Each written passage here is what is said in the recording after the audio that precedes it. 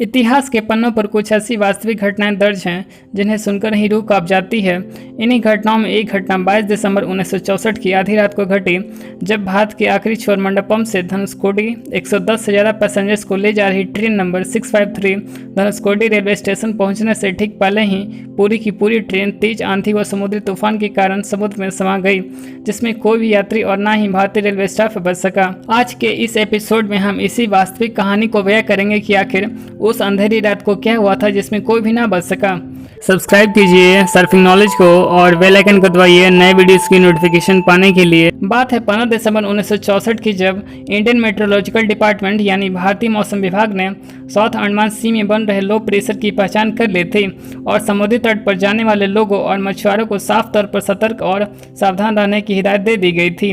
इस समय तक हवा की रफ्तार 45 किलोमीटर पर आवर की थी और समुद्री इलाका होने के कारण यहाँ की खूबसूरती देखने लायक थी। कोई अपने दोस्तों के साथ तो कोई अपने फैमिली के साथ, तो कई कपल्स इस प्राकृतिक सुंदरता का आनंद उठा रहे थे और सभी बेहद ही खुश और एंजॉय करते नजर आ रहे थे। और हो भी क्यों ना, आखिर वे भारत ही नहीं दुनिया के सबसे खूबसूरत समुद्री तट पर थे, जहाँ कभी भगवान श्री राम ने श्रीलंका पहुँचने के लिए वानरों की सहायता से पुल का शिलान्यास अपने हाथों से किया था। खैर, लोगों को तनिक भी आभास नहीं था कि यह खूबसूरत मंजर एक भयानक समुद्री तूफान का रूप लेकर हजारों जिंदगियां एकाएक तबाह कर देगा। इस बीच मौसम ने करवट ली और 45 किलोमीटर पर आवर की रफ्तार वाली हवा 21 दिसंबर आते आते 110 किलोमीटर पर आवर की रफ्तार पकड़ चुकी थी और तेज बारिश का सिलसिला शुरू हो चुका था। अब तक यह मामूली से लगने वाली हवा एक भयंकर तूफान का रूप लिए अंडमान से वेस्ट की ओर रुख कर चुका था और मौसम वैज्ञानिकों ने हाई अलर्ट जारी कर यह साफ कर दिया था कि 22 दिसंबर को यह तूफान भारत के धनुषकोडी आइलैंड से टकराएगा और मौसम वैज्ञानिकों की भविष्यवाणी सटीक भी निकली। 22 दिसंबर को सिलोन यानी आज के श्रीलंका में नॉर्दर्न टिप पे तूफान ने दस्तक दी। टकराने के बाद समुद्री तूफान वेस्ट नॉर्थ वेस्ट की तरफ बढ़ना शुरू हुआ और इस समय तक तूफान अपना कौंध रूप धारण कर चुकी थी और शाम होते होते तूफान 350 किलोमीटर प्रति घंटे की रफ्तार से आगे बढ़ रही थी। उस समय समुद्र में लहरें तकरीबन 24 फुट से भी ज़्यादा ऊंची थी और यह मंजर काफ़ी भयानक था। लोगों के घरों में पानी भरने लगा था और ऐसे में रामेश्वरम एवं धनुषकोडी के लोगों को समझ न आ रहा था कि इस भीषण तूफान से कैसे बचा जा सके। उधर धनुषकोडी रेलवे स्टेशन से कुछ ही दूरी पर train number 653 Pamban Dhanushkodi metre gauge passenger train, जो कि एक डेली ट्रेन थी जो लोगों को पामन से धनुषकोडी ले जाया करते थी और लोग वहां से फेरी में सवार होकर श्रीलंका जाया करते थे।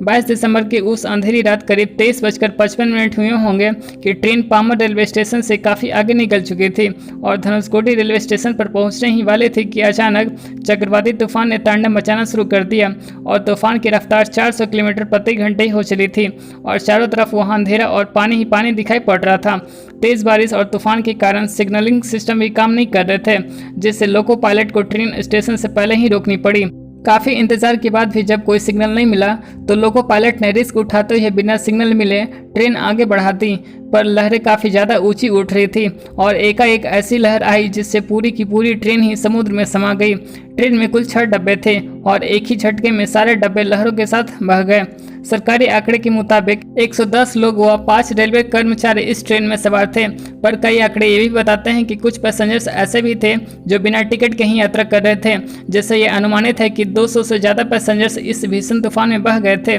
उस रात घंटों तूफान अपना कौंध रूप दिखाता रहा, जिससे सिर्फ धनुषकोडी में ही 1000 से भी ज़्यादा लोगों ने अपनी जान गंवा दी थी। बताया जाता है कि यह चक्रवाती तूफान भारत में आए अब तक के सबसे खतरनाक तूफानों में से एक था। इसका अंदाजा इसी बात से लगाया जा सकता है कि इस तूफान के कारण धनुषकोडी रेलवे स्टेशन का नामो निशान ही मिट गया, जिसमें कुल मिलाकर 2000 से भी ज़्यादा लोगों की जान चली गई थी। दोस्तों, इस तूफान की दास्तां आज भी धनुषकोडी में इसकी दुर्दशा को देखकर बयां किया जा सकता है, जहां चारों तरफ उखड़े हुए रेलवे ट्रैक्स, स्टेशन, घर सभी एक ही कहानी की याद दिलाते हैं कि सचमुच वह एक भीषण प्राकृतिक आपदा होगी, जिसके बाद सरकार द्वारा धनुषकोडी को अनफिट फॉर सर्वाइवल डिक्लेयर कर दिया गया था। और साथ ही इस भीषण तूफान के बाद अभी तक भारतीय ट्रेनें पम्बन से रामेश्वरम तक ही जाती है। हालांकि खुशखबरी की बात यह है कि इंडियन गवर्नमेंट ने 107 साल पुराने पम्बन ब्रिज के समानांतर एक नई ब्रिज बनवा रही है, जिसे 2023 तक कंप्लीट होने की उम्मीद है और इस नए ब्रिज का काम जोरों शोरों से चल रहा है,